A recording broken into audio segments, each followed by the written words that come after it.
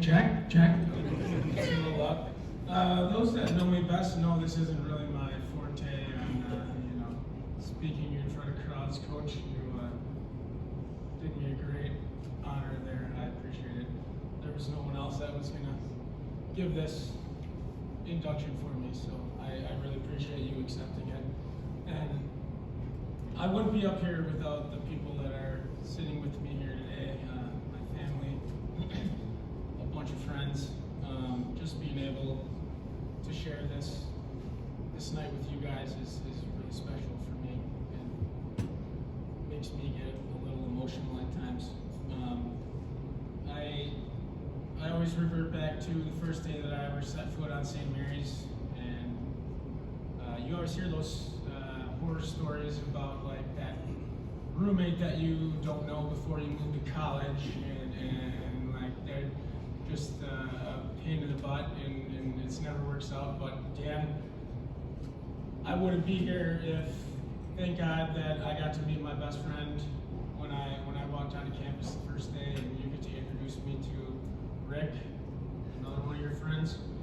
Like we wouldn't have made it through all those tennis seasons if we didn't have a really good relationship at that point, right? Foodie, once we got to live together, you kept me sane, always kept me in check. That guy that needs to really put me in my place every once in a while. I appreciate that, Foodie. We have Andy, I appreciate you coming tonight too. You are our first prospective student that we ever housed in our dorm room, and I told Dan is the second that you left, and I told Coach this earlier as well.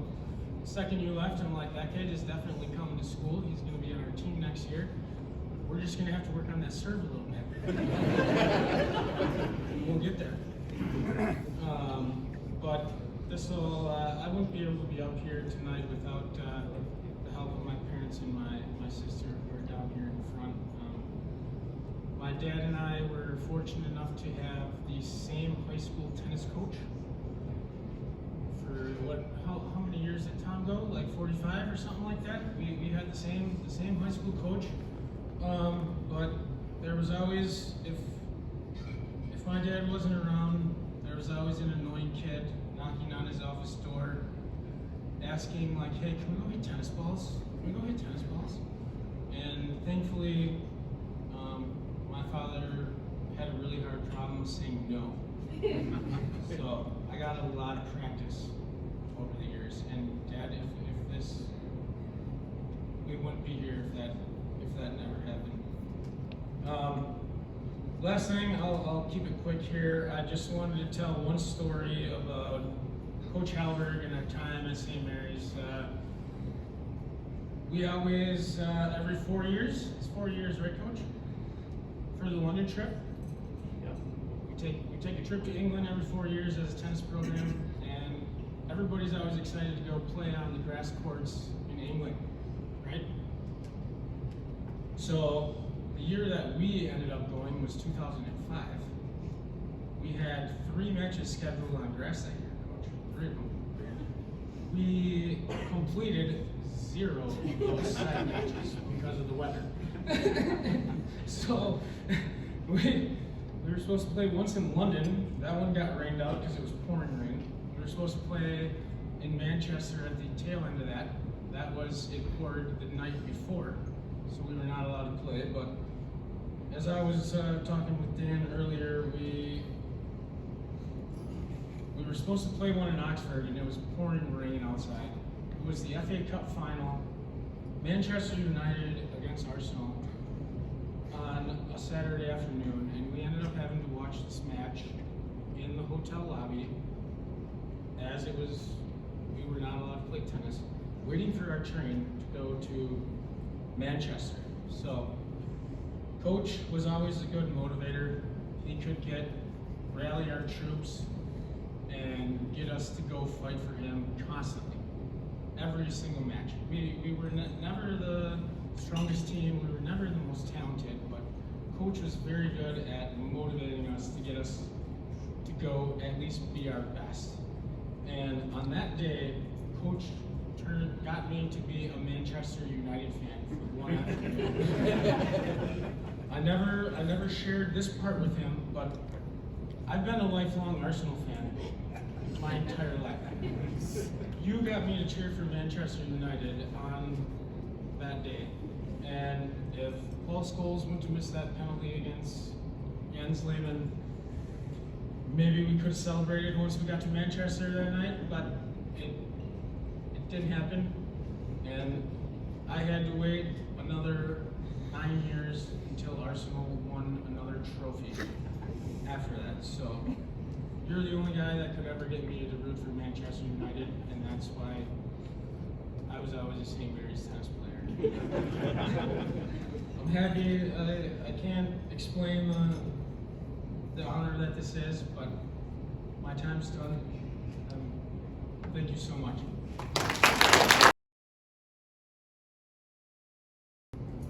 So I have to apologize. My speech is fairly long.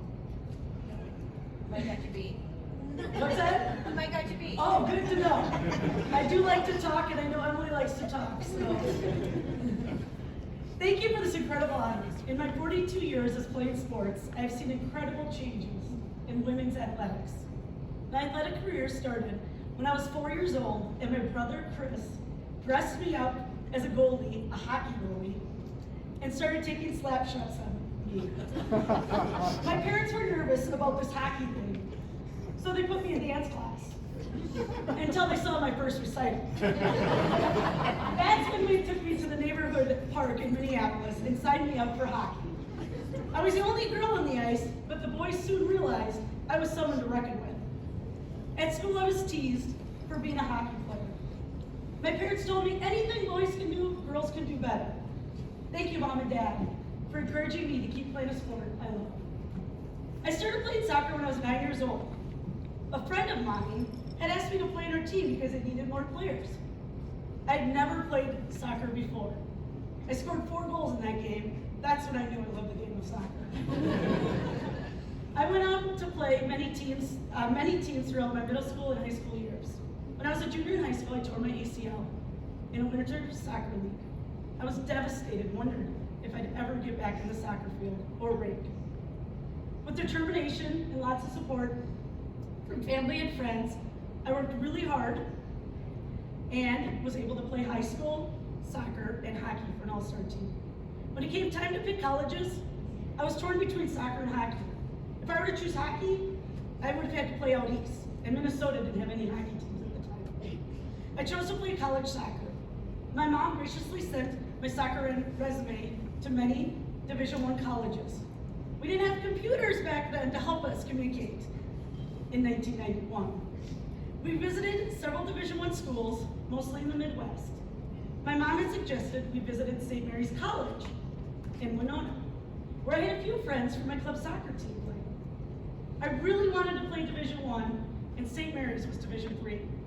I remember walking into the cafeteria to meet the soccer team and saw the beautiful windows looking over the bluffs and fell in love. It helped that St. Mary's was in Minnesota, had a great education program, and a hockey rink on campus, and the soccer team was nationally ranked. Being a homebody, St. Mary's College was a perfect fit for me. I was so excited to play at St. Mary's. I have so many memories playing college soccer. I was able to wear my favorite number 3, thanks to the player who quit the day we got our uniforms. Our early morning runs when I first arrived on campus, playing with Kristen Kluge and looking up to her my freshman year. The newspaper article in Iowa that stated 5'8", Marni Orthey with the header goal, meeting Julie Geeby for the first time and really realizing I'd met my doppelganger. Tearing my ACL again and having to have surgery after my sophomore season. Going to the regional tournament my junior year. Playing with a knee brace my senior year. Not playing without a knee brace my senior year and having my best season. Almost missing the bus to go to our Carleton game. Beating Gustavus and McAllister my senior year by 1 goal. Then losing to Augsburg and Carleton, which made it so we didn't get original bid my senior year. We We played the Russian Air Force team my senior year, which was a blast. Going to Atlanta, Georgia. All the fun bus rides. Sitting in the back of the bus because I was too loud for the coaches, so I couldn't sit near the front.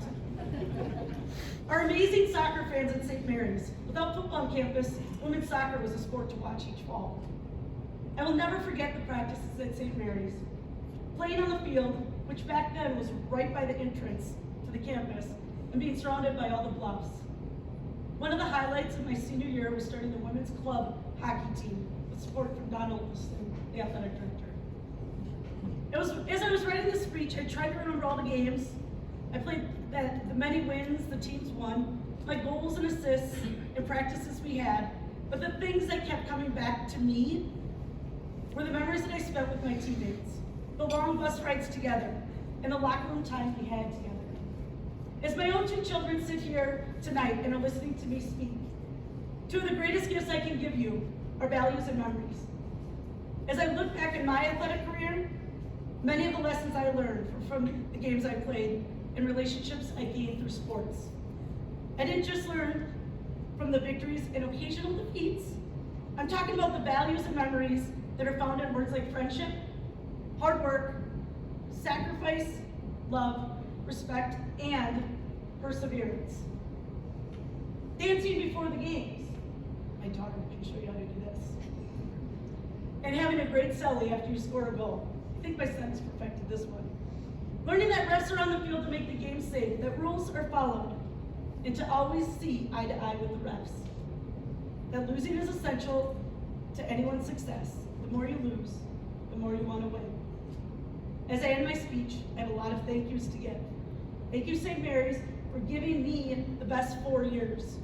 I got a great education and was very prepared to be a teacher.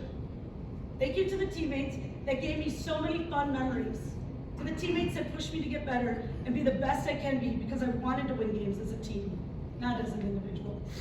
To the teammates who are always better than me, because there will always be one or two players that you want to strive to be either on your team during practice or opponents during games. This award was given to me because of the teammates that surrounded me at St. Mary's, that pushed me to always want to be the best player out there. Thank you to my coaches, JK, Steph Boss, and to Dan Blanc, who believed in me the first day I stepped on campus. For not playing me much my junior year after ACL surgery, and knowing I could come back strong my senior year if I worked hard in the off season. Always pushing us at practice and making sure we ran landers once a week. Thank you to my brother Chris and sister Jamie. I was the lucky one in the family that got to go to high school with both of you. Chris cheered me on in the stands when I had to play goalie my freshman year in high school. And my sister, the Orthey connection. Janie, I never felt like you were in my shadow. I always felt like you played right beside me. I love you both and thank you for coming to me. Thank you to my husband Ryan. I still love you, even if you're a Dusty. Thank you for being on this path of life with me. Thank you for reminding me to take life less competitively and to always see the fun in things. You always remind me to say the right things to our kids after games and remind them that it was so fun to watch you play. Thank you and I love you. To my kids, Eden and Wilson, you have both shown me that sports are our lives to make memories, to gain lifelong friends and have fun. Eden, you've shown me perseverance, hard work, and you play hockey each game like it's your last, and always are the motivator of your team. Wilson, you've shown me it doesn't matter which team you make, as long as you work hard and have fun. You bring a smile to everyone's face with your happy-go-lucky attitude. Continue playing sports for the love. I love you both. And finally, to my parents, Bob and Jody. I'm standing here today because you brought me into this world believing that I could be and do anything I wanted to do. I look back and remember all the times I got teased for playing hockey because girls didn't play hockey in the 80s. And you guys just kept telling me to focus on the sport I love. You gave me a work ethic that made me want to work hard. Thank you for going to all my games and practices. Thank you for traveling to Winona to watch me play at every home game. And bringing those Rice Krispie treats too. Both of you were truly my biggest fans. I was truly blessed with the greatest parents. I love you. Thank you.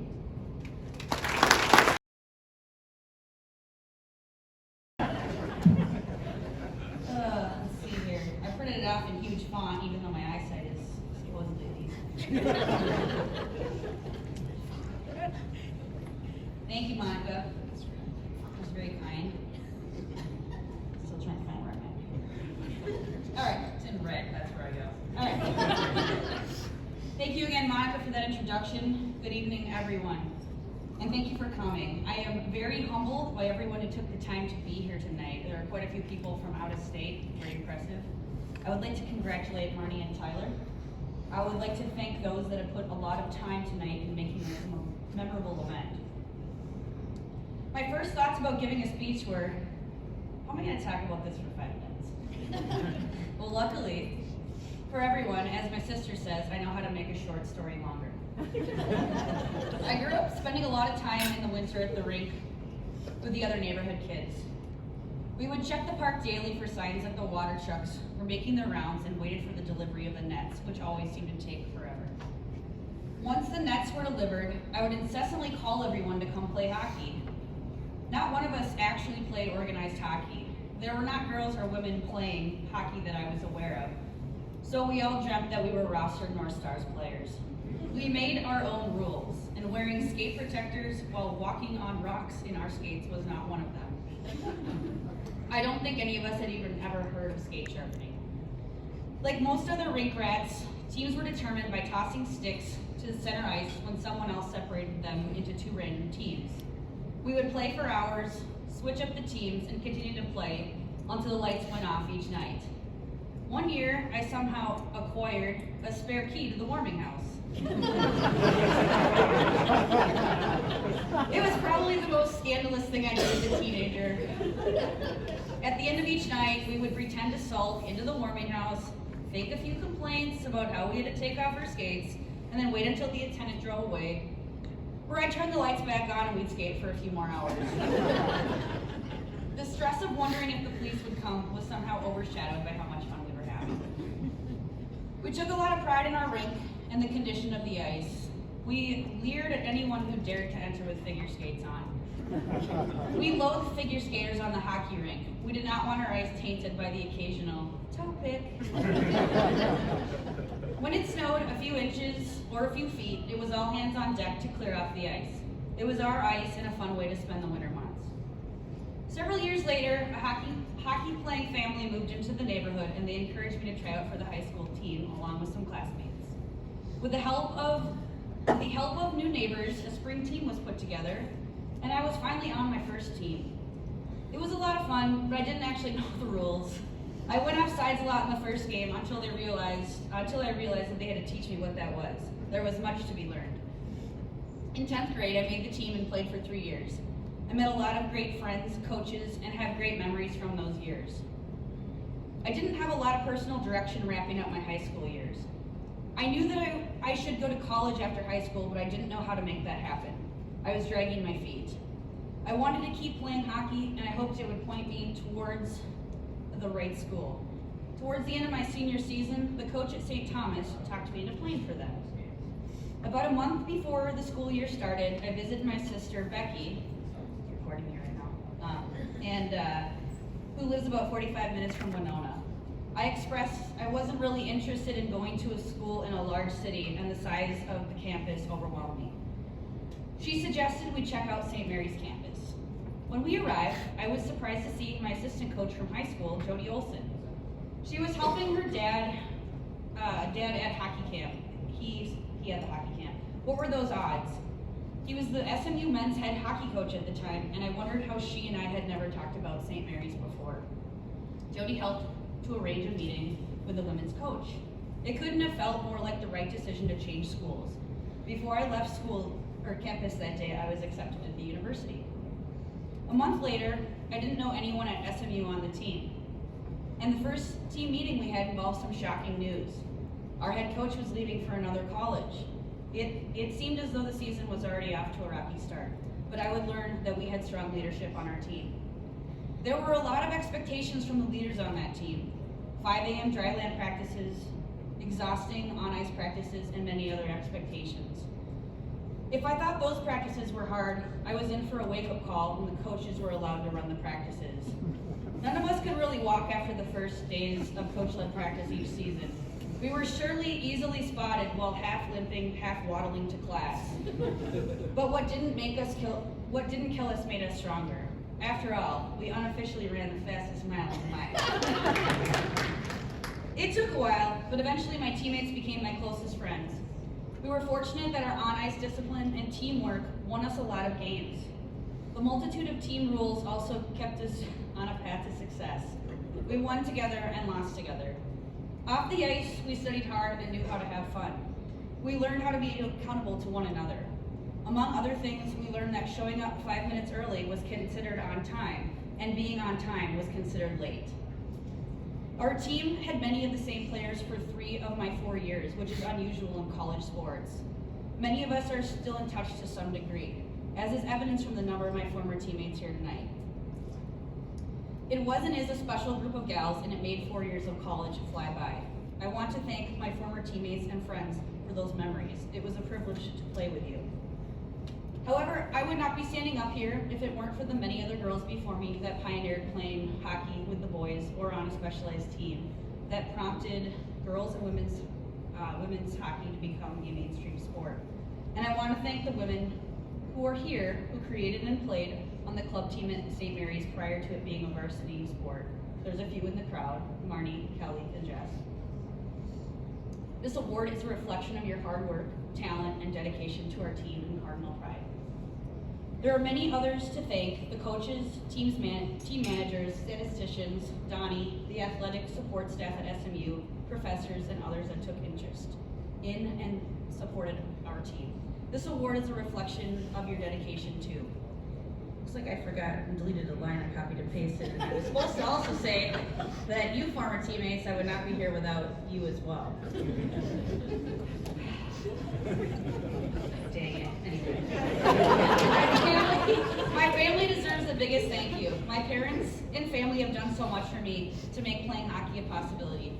Each game, it made me so proud to see my little sister pacing up and down, bringing signs, cheering loudly, and earning herself the nickname Little Kearns.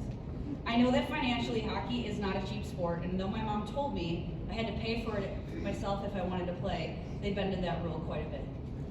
There are quite a few demands with hockey: last minute and frequent skate sharpening, replacing sticks, and other gear emergencies. One such emergency comes to mind while I was playing at SMU.